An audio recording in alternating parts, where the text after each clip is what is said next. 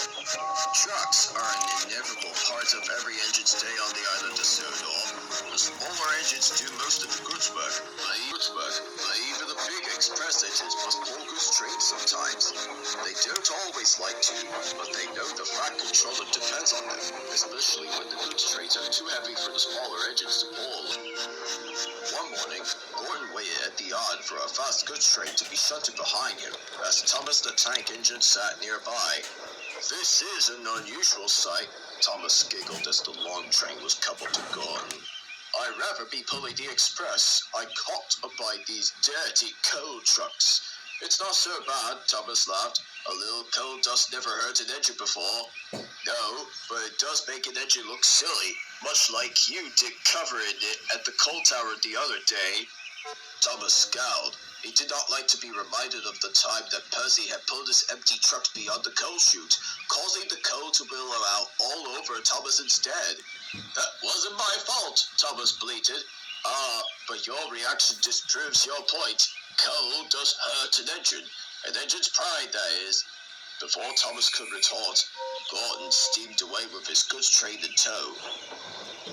"At least the trucks like me," scoffed Thomas. "They grow when Gordon takes them out."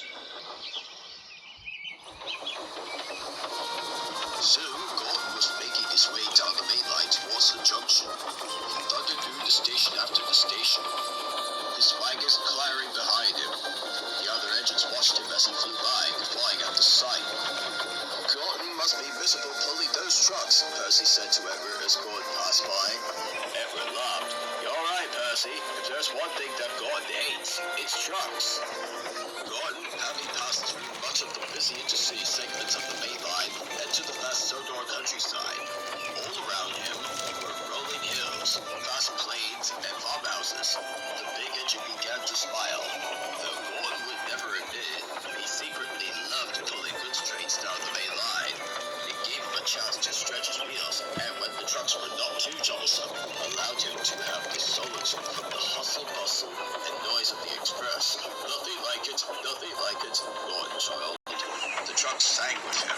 They liked Gordon. He was a no-nonsense sort of engine that treated them with respect. Gordon never bumped the trucks unless he had reason to, and today they were well behaved. Together, Gordon and the trucks sailed smoothly down the main line.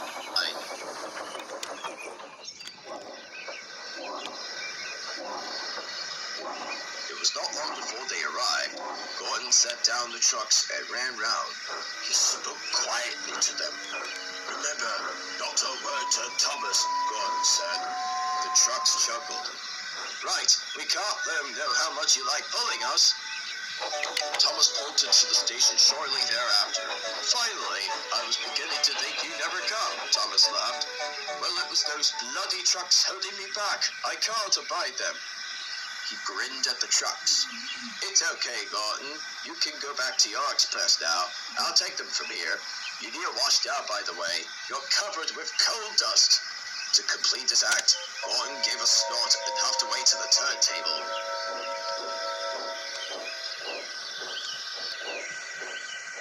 He, his driver, and his fireman all laughed heartily at their joke. "You really do love those trucks, don't you, Gordon?" His driver smiled. "Ah," Gordon sighed, "they make me feel young again." Gordon trundled back through the open countryside toward the harbor again. The sun was setting in the distance, and at the back of his mind,